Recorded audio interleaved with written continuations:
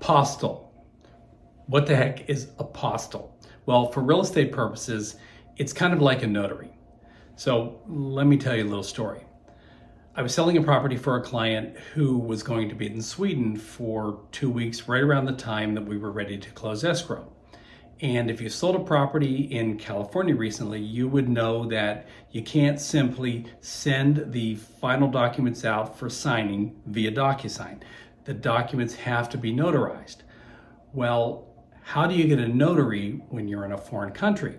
Well, typically it's by going to a U.S. embassy or a U.S. consulate and having them notarize a document for you. So given that's typically what happens, the title company said, hey, send your client to the U.S. embassy in Stockholm, Sweden, and have him get a notarization there. Well, the client said, hey, have you checked what the appointments are like at the U.S. consulate or the U.S. embassy? He's like, they're 3 weeks out. How am I going to get an appointment for that? Well, the title company simply said, well, then I guess we're going to have to delay the close of escrow. Well, that's the last thing that a buyer or a seller wants to hear is we have to delay your close of escrow. So not wanting to give up that easily, I asked the title company if an apostille certification was acceptable. Now, I already knew the answer to that because I've used those before when a client was going to be out of the country.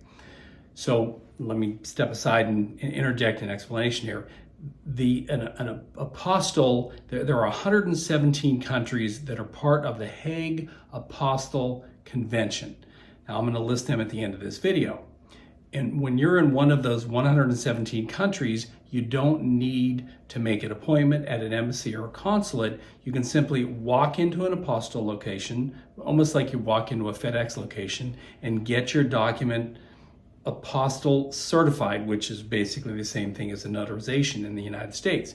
So to continue the story, the title officer called me back and said, yes, the apostille certification would work. So we were able to close that escrow on time without the seller having to fly back to the US to have things notarized. So keep that word apostille in the back of your mind the next time that you'll be out of the country and your agent or your title officer says, hey, here's your two choices, either delay the close of escrow or make an appointment at the US embassy.